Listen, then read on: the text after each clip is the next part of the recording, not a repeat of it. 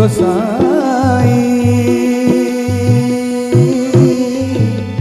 मारे हूँ मोहि व्याधे की नाई।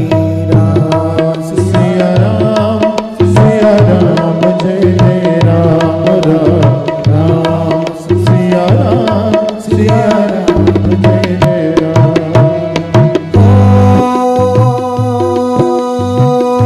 मैं बैरी सुग्रीव प्यारा अब गुण कवन नाथ महिमारा।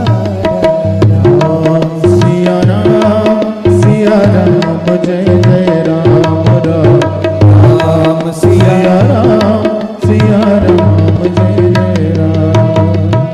हो अनुज बधू भगिनी सुत नारी सुनो सठ कन्या समय चारी। राम सिया राम जय जय राम। श्री राम राम सिया राम जय जय राम। हो नहीं कुदृष्टि बिलो कई जोई ताहि बंधे कछु पाप न हो। सिया राम जय जय राम राम राम सिया राम जय जय राम। हो मोड़ तो ही अतिशय अभिमाना नारी सिखावन करसी न काना। राम सिया राम जय जय राम राम सिया राम जय जय राम। हो मम भुज बल आश्रित तेहि जानी हो मारा चहसि अधम अभिमानी। राम सिया राम जय जय राम राम राम सिया राम जय जय राम राम सिया राम जय जय राम राम राम सिया राम जय जय राम सिया राम जय जय राम सिया राम जय जय राम। श्री राम। बाली ने पूछा कि भगवान मेरी और आपकी कोई बैर नहीं थी, फिर आपने मुझे क्यों मारा? तो श्री राम बोले कि बाली तू बातें बड़ी पंडितों जैसी करता है, लेकिन तूने कितना बड़ा पाप किया है ये तुम्हें नहीं पता। अनुज वधू भगिनी सुत नारी सुन सठ कन्या सम ए चारी इन्हीं कुदृष्टि बिलो कई जोई ताही हते कछु पाप न होई। अनुज वधू तुम्हारे छोटे भाई की पत्नी, सुत नारी तुम्हारे बेटे की पत्नी,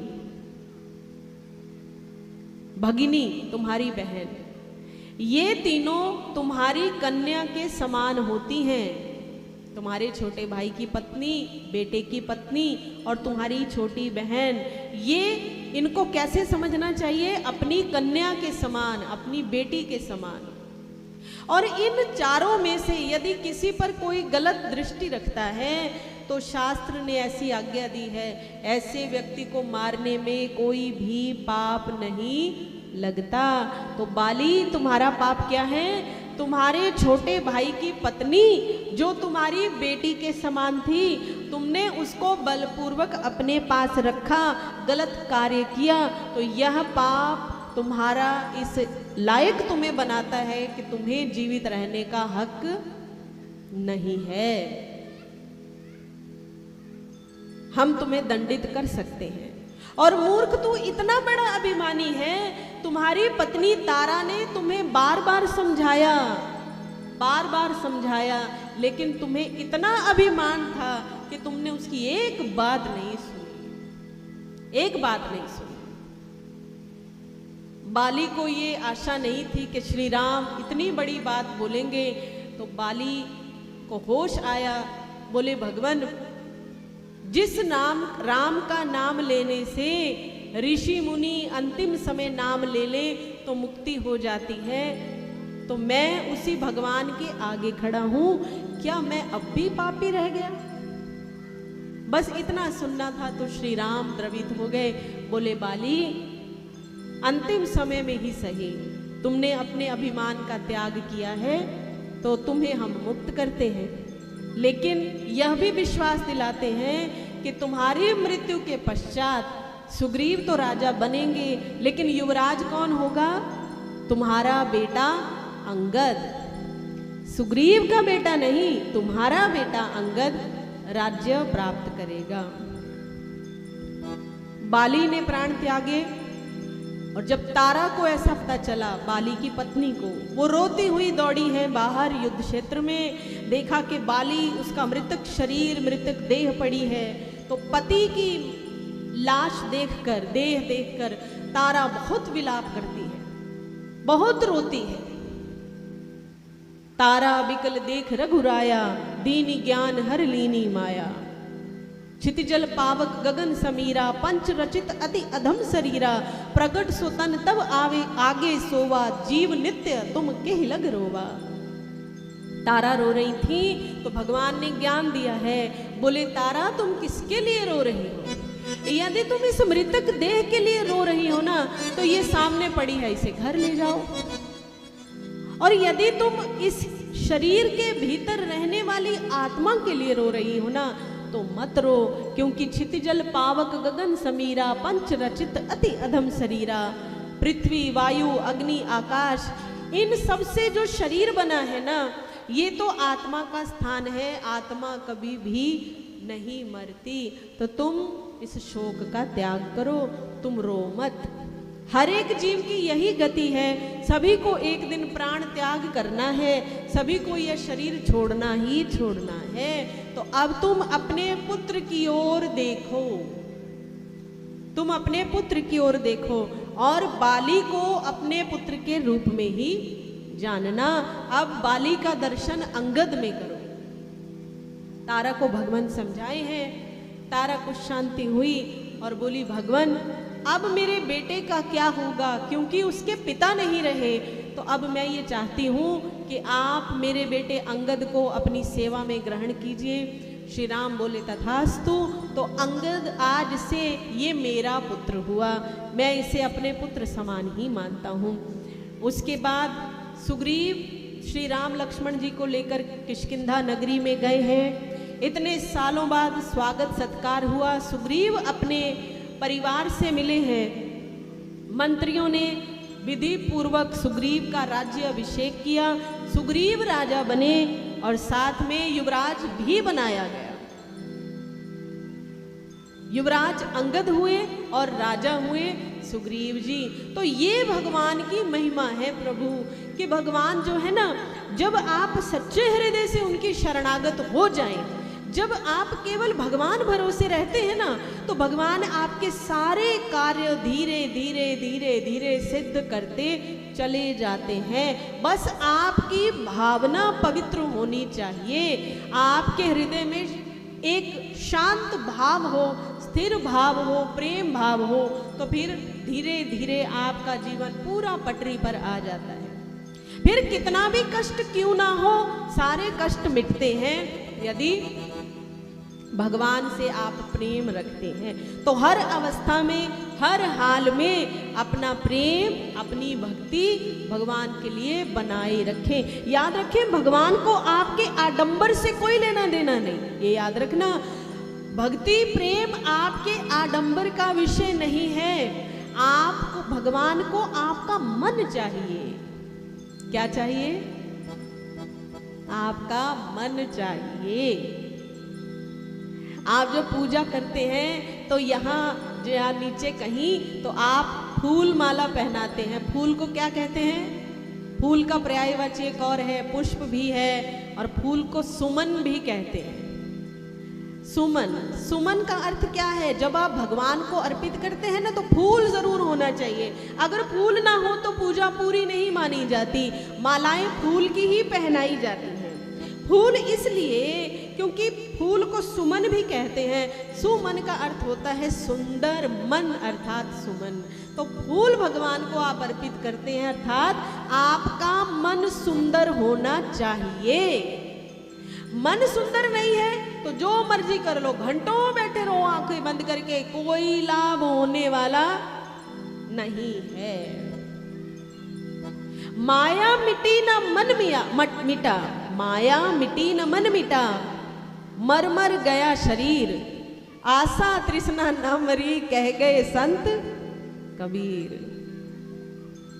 आंखें बंद करके बैठे हैं, माला चल रही है, ध्यान कहीं और ही लगा हुआ है, तो भैया कोई फायदा नहीं।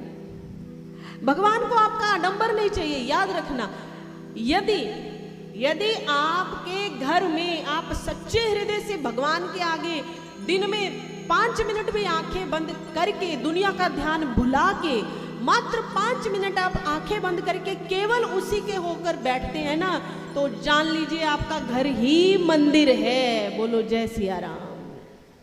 आपका घर ही मंदिर है। यदि आपके घर में दूसरे का भला करने की, किसी का बुरा ना करने का विचार बना रहता है, यदि आपके मन में किसी के लिए कोई खोट नहीं आता, यदि आपके मन में सबके लिए दया भाव, साधु संतों भगवान के लिए प्रेम भाव, सेवा भाव बना है, तो आपका घर ही जीता जागता तीर्थ है। प्रेम से बोलो जय सिया राम। तो जो भक्ति है ना, ये भावना का विषय है। हम कई बार सोचते हैं, अरे बहुत पूजा करते हैं, बड़े पाठ करते हैं, बहुत मंदिर जाते हैं, कुछ हो नहीं पा रहा है, कुछ हो नहीं पा रहा है। भैया कैसे होगा? बनाना खीर चाह रहे हैं और जब दूध उबाल रहे हैं तो एक नींबू की आप बूंद निचोड़ दें, कभी खीर नहीं बनेगी, दूध फट जाएगा। समझे? दूध 10 किलो भी हो, उसको फटाने के लिए 2 बूंद नींबू बहुत है। कितना कुछ कर लो, अगर भावना नहीं, अगर प्रेम नहीं, तो जो कुछ कर लो सब कुछ बेकार हो जाता है। और अगर भावना है महाराज, तो जहां बैठोगे वहीं मंदिर, जहां बैठोगे वहीं तपस्थली, जहां जाओगे वहीं तीर्थ। तो भगवान आपकी भावना चाहते हैं और कुछ नहीं। और भावना ही संसार को चलाती है। राम भावना से ही प्रसन्न होते हैं। प्रेम से बोलो जय सिया राम। जय सिया राम। तो राम ऐसे हैं जो सब कुछ कर सकते हैं। आप विश्वास करें और प्रेम बनाए रखें। कानन दूसरो नाम सुन्यो नहीं, एक ही रंग रंग्यो या डोरो, धोख्यो दूसरो नाम सुने, रसना रस बाधी हला हल बोरो। ठाकुर चित्त की वृत्ति यही, हम कैसे हो टेक तजे पल भोरो। बावरी में अखियां झरी जा, जो सांवर छोड़ निहारत गोरो। बोलिए राघवेंद्र सरकार की जय। तुम्हारी करुणा की प्रेम वर्षा सभी जनों पर बरस रही है। तुम्हारी रहमत से मेरे रघुवर, ओहो तुम्हारी रहमत से मेरे रघुवर, सभी की किस्मत चमक रही है। तुम्हारी करुणा की प्रेम वर्षा सभी जनों पर बरस रही है। तुम्हारी करुणा की प्रेम वर्षा सभी जनों पर बरस रही है। तुम्हारी रहमत से मेरे रघुवर, तुम्हारी रहमत से मेरे रघुवर सभी की किस्मत चमक रही है। तुम्हारी करुणा की प्रेम वर्षा सभी जनों पर बरस रही है। तुम्हारी करुणा की प्रेम वर्षा सभी जनों पर बरस रही है।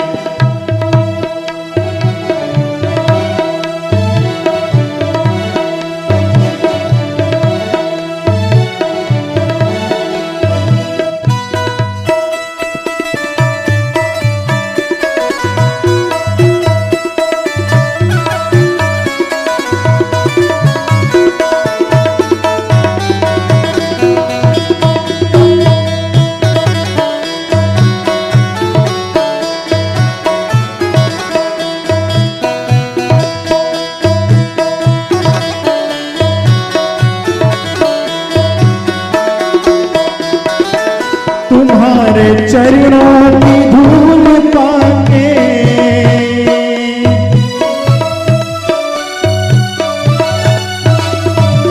तुम्हारे चरणों की धूल पाके तरी है गौतम ऋषि की नारी। मेरे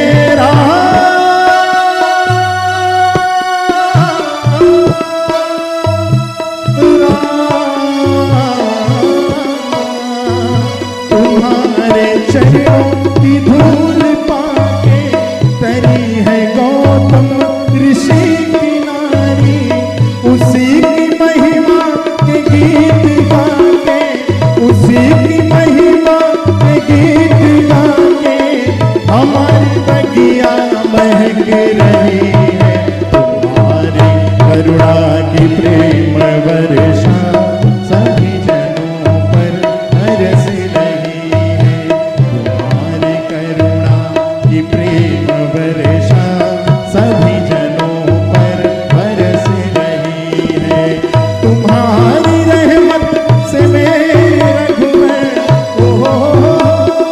तुम्हारी रहमत से मेरे रघुवर सभी की किस्मत चमक रही है। तुम्हारी करुणा की प्रेम वर्षा सभी जनों पर बरस रही है।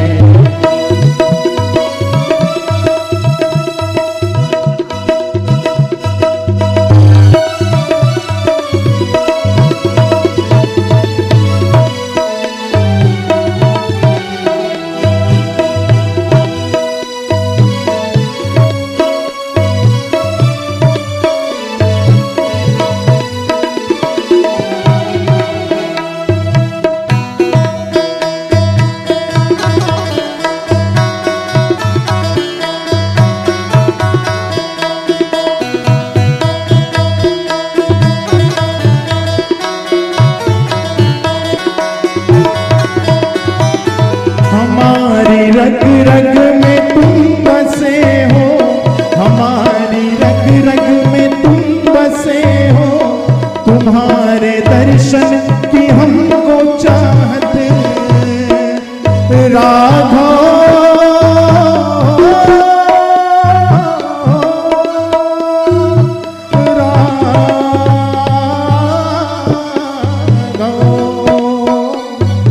हमारे रग रग में तुम बसे हो, तुम्हारे दर्शन की हमको चाहत, तुम्हारे दर्शन की हमको चाहत। हे मेरे राधा हमारी आंखें, हे मेरे राधा हमारी आंखें दर्शनों को तरस रहे हैं। तुम्हारी करुणा की प्रेम वर्षा सभी जन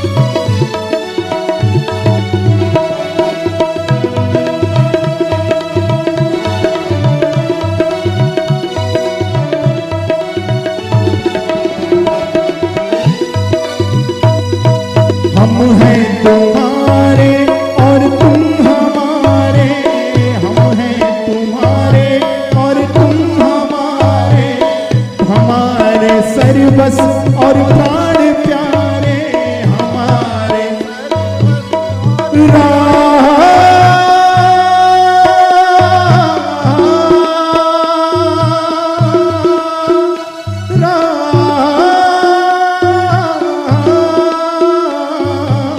हमारे सर्वस और प्राण प्यारे, हमारे सर्वस और प्राण प्यारे, तुम्हारी वाणी से यूं निरंतर, तुम्हारी वाणी से यूं निरंतर सुधा की बूंदें बरस रही है, तुम्हारी करुणा की प्रेम वर्षा सभी जनों पर बरस रही है, तुम्हारी करुणा की प्रेम वर्षा सभी जनों पर बरस रही है, तुम्हारी रहमत से मेरे रघुवर, तुम्हारी रहमत से मेरे रघुवर सभी की किस्मत चमक रही है, तुम्हारी करुणा की प्रेम वर्षा सभी जनों पर बरस रही है, तुम्हारी करुणा की प्रेम वर्षा सभी जनों पर, सभी जनों पर, सभी जनों पर बरस रही है। जय श्री राम। अरे जरा जोर से बोलिए।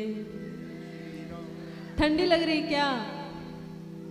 ठंडी ठंडी लग रही है? नहीं लग रही? लग रही है, लग रही है। कल भर की बात और है, फिर घर में रजैया में बैठे रहिए।